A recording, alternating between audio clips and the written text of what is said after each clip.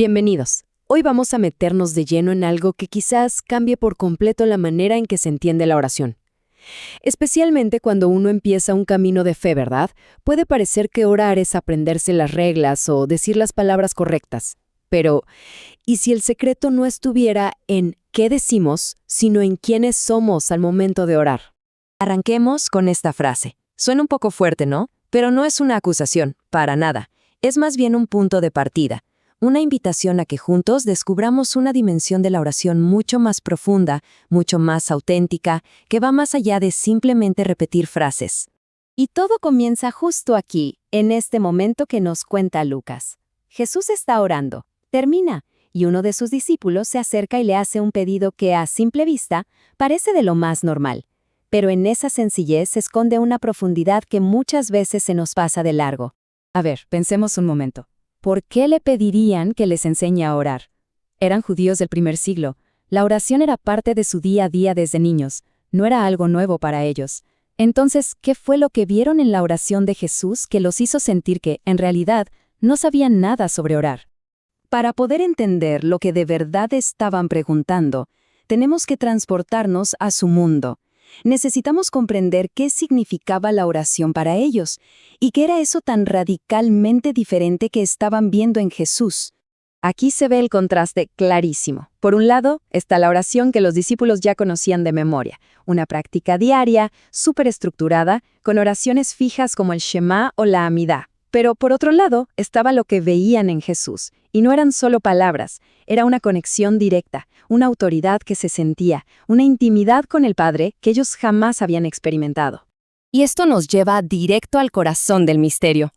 Lo que los discípulos querían no era mejorar su método, no, era algo mucho más profundo. Era, básicamente, un cambio total de perspectiva. Esto es clave entenderlo bien. No querían una nueva fórmula, un método de 5 pasos para orar mejor. Fórmulas ya tenían. Lo que veían en Jesús no era una técnica pulida, sino una fuente de poder completamente distinta. Y tampoco se trataba de encontrar palabras más bonitas o más espirituales. No estaban pensando, si tan solo usáramos sus palabras, tendríamos sus resultados. Ellos intuían que el secreto no estaba en el vocabulario.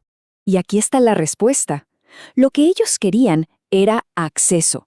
Se dieron cuenta de que Jesús no oraba hacia un Dios lejano, sino que hablaba desde una relación de una cercanía total.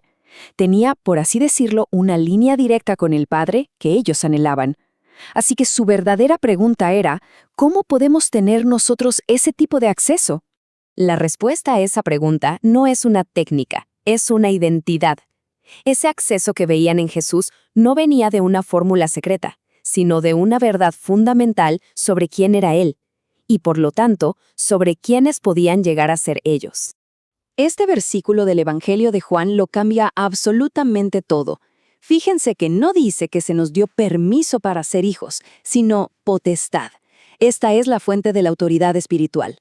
La oración auténtica no nace de rogar como un extraño, sino de hablar como un hijo. La palabra potestad es increíblemente poderosa. No es solo un «ok, puedes hacerlo». Es la autoridad legal, el derecho y el poder que vienen con una posición. Es como la autoridad que tiene un hijo en la casa de su padre. No pide permiso para abrir el refrigerador, ¿verdad? Simplemente va, porque es su casa. Ahora, es fascinante ver cómo Lucas, el autor, nos cuenta esta historia. No la presenta solo como algo que pasó y ya. La arma con una intención muy clara para quienes lo leían en ese entonces, que en su mayoría eran nuevos creyentes. Hay que entender el propósito de Lucas. Está escribiendo esto décadas después para gente nueva en la fe. Muchos de ellos ni siquiera eran judíos. No estaba solo registrando un hecho histórico. Estaba presentando a Jesús como el modelo a seguir. Su meta era enseñar que la oración no es un ritual religioso, sino una conexión viva, audaz, que nace de sabernos hijos e hijas. Así que, el punto central de todo esto es que la oración que realmente mueve montañas no depende de qué tan elocuentes sean las palabras o qué tan perfecta sea la técnica. Depende de la posición desde la que se ora. Cuando se entiende que somos hijos, la oración pasa de ser un ruego a ser una conversación, de ser una petición a ser una declaración de fe basada en una relación. Y esto nos deja con una pregunta para reflexionar. Cuando oramos, ¿estamos buscando una fórmula para obtener un resultado o estamos cultivando una relación? La invitación, como podemos ver, no es a dominar una técnica, sino a vivir desde nuestra verdadera identidad.